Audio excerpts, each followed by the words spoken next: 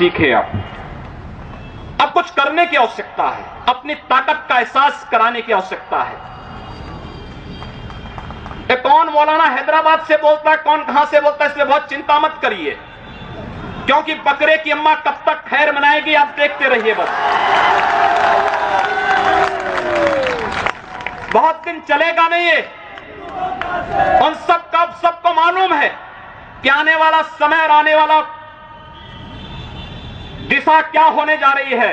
यह हिंदुत्व की सदी है और हिंदुत्व की सदी केवल भारत की नहीं दुनिया की सदी होगी। पूरी दुनिया के अंदर हिंदुत्व का झंडा एक बार पुनः मजबूती के साथ भगवा झंडा दुनिया के अंदर कोने कोने में लहराएगा। उसके अनुसार एक बार पुरुषार्थ किए जाने की आवश्यकता है। हिंदू कभी निराशावादी नहीं हो सकता है, कभी नहीं। दुनिया के अंदर तमाम संस्कृतियां मिट गई, तमाम परंपराएं मिट गई, सब कुछ नष्ट हो गया, कोई पूछने वाला नहीं, इतिहास में नाम शेष हो गए।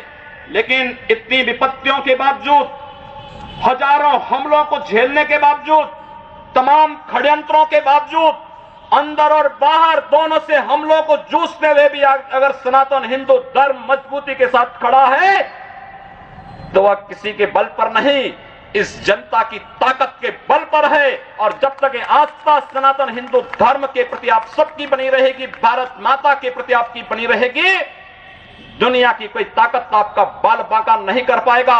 हमें किसी ओबामा से सर्टिफिकेट की आवश्यकता नहीं। हिंदुत्व पर जो प्रहार करेगा उसको महाप्रलय को स्वयं आमंत्रित कर देगा, उस महाप्रलय की चपेट में स्वयं भी आएगा। इस बारे में किसी को कोई गलतफहमी नहीं होनी चाहिए। और इसलिए बंधुओं, आप सबका मैं आह्वान करूंगा। बहराइच में महाराज सुहेलदेव पासी के सामने लोग लड़ने के लिए आए थे, मात्र 2 लोग बचे थे, सब के सब मार डाले गए थे। और 1971 में 95,000 पाकिस्तानी कायरों को किस तरीके से मुर्गा बना करके नाक रगड़ने के लिए मजबूर कर दिया गया था भारत के बहादुर जवानों के द्वारा। और अगर इसके बाद भी आंखें नहीं खुलती हैं तो एक बार पुनः देख ले अपनी ताकत को। मैं तो यही कहूंगा, अंत में मुझे केवल यही कहना है कि बहुत महत्व मत दीजिए, ये हैदराबादियों को बहुत महत्व मत दीजिए, ये सब मौलानाओं को बहुत महत्व देने की आवश्यकता नहीं।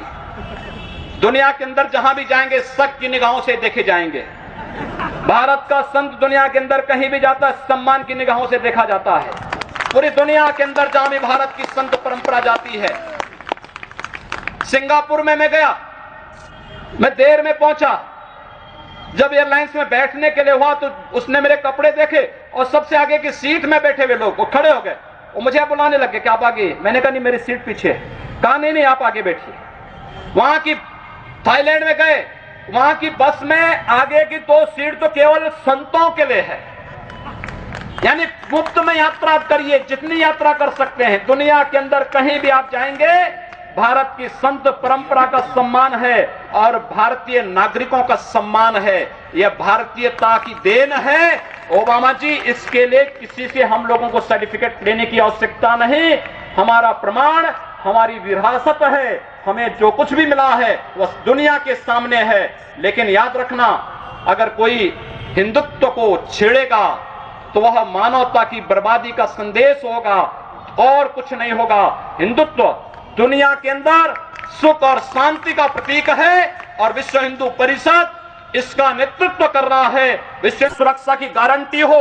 मैं कहता हूं भारत के मौलानाओं से और भारत के पादरियों से भी, आज ISIS नाम का एक आतंकी संगठन इराक और सीरिया के अंदर जिस निर्ममता के साथ मानवता को कुचल रहा है, वहां पर यजीदी समुदाय के साथ साथ तमाम अल्पसंख्यक समुदायों को बड़ी निर्ममता के साथ काटा जा रहा है। और यही नहीं, शिया मुसलमानों को भी मारा जा रहा है, उसी बर्बरता के साथ काटा जा रहा है। भारत के सब मौलाना मुंह बंद किए हुए हैं, क्योंकि इनको लगता है कि अगर ISIS के खिलाफ बोलेंगे तो वह एक प्रकार से इस्लाम के खिलाफ वक्तव्य होगा। क्या इस्लाम का स्वरूप या बर्बर स्वरूप है इस्लाम का? हम आखिर साबित क्या करना चाहते हैं? जब पाकिस्तान के अंदर वहां पर धर्मांतरण की गतिविधियों में लिप्त पादरियों की निर्मम हत्या होती है तो ओबामा कुछ नहीं बोलते, तब ब्रिटेन कुछ नहीं बोलता, तब ऑस्ट्रेलिया कुछ नहीं बोलता, तब दुनिया के अंदर वेटिकन सिटी से कोई आवाज नहीं निकलती है। मैं एक दिन पढ़ रहा था मक्का के बारे में, सऊदी अरब के इस पवित्र शहर के बारे में। कहा जाता है कि मक्का में कोई गैर इस्लामिक नहीं जा सकता,